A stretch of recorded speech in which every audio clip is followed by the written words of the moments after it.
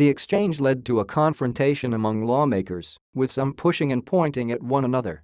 Some legislators had to be restrained. Mr. Rinaldi got into a face-to-face argument with Representative Poncho Neves, a Democrat, and threatened to shoot him. "I made it clear that, if he attempted to, in his words, get me, I would shoot him in self-defense," Mr. Rinaldi, who represents part of Dallas County in North Texas, wrote in a Facebook post. Other lawmakers said Mr. Rinaldi was more pointed in the threat to Mr. Neves, who represents Eagle Pass, a city on the Texas-Mexico border. "There was a threat made from Rinaldi to put a bullet in one of my colleagues' heads," Representative Justin Rodriguez, a Democrat, said at a news conference, according to the Texas Observer. Mr. Neves said on Twitter that he never threatened Mr. Rinaldi. "He's a liar and hateful man. Got no use for him. God bless him," he wrote. Mr. Neves and Mr. Rinaldi did not immediately respond to emails seeking comment. Legislators with state licenses may carry concealed firearms in the Capitol, but it was not clear if Mr. Rinaldi was armed. He said on Facebook that he was now being protected by the Texas Department of Public Safety. Mr. Rinaldi said on Facebook that he called federal immigration authorities after seeing signs in the gallery that read, "I am illegal and here to stay." He accused Democratic politicians of encouraging the protesters.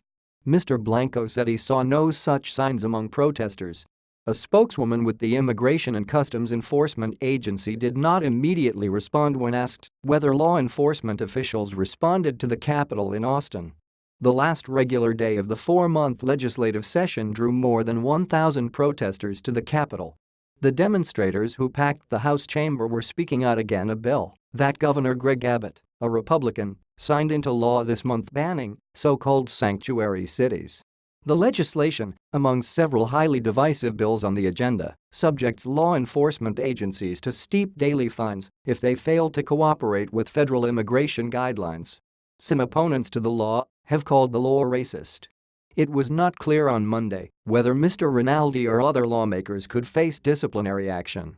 The House Speaker, Joe Straus, a Republican, said in a statement, "There is no excuse for members making insensitive and disparaging remarks on the floor of the Texas House." Mr. Blanco blamed what he described as a highly charged political atmosphere ushered in by President Trump that he said has given rise to hateful speech nationwide. "The Trump rhetoric is trickling down and allowing current elected officials and candidates to resort to racism and violence, making it sound like it was okay," he said. "This has to stop. It is not what our country or what Texas is about." Continue reading the main story.